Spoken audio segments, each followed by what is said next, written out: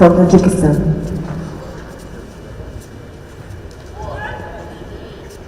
From Kyrgyzstan.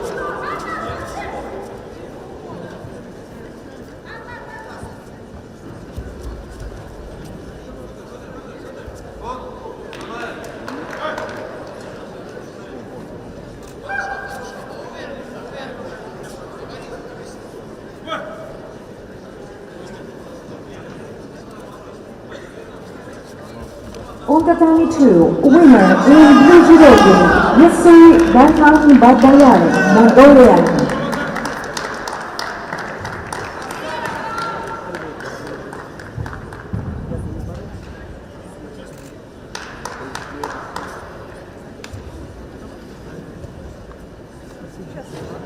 On tatami 1, winner in white, Nurali Imamali from Tajikistan.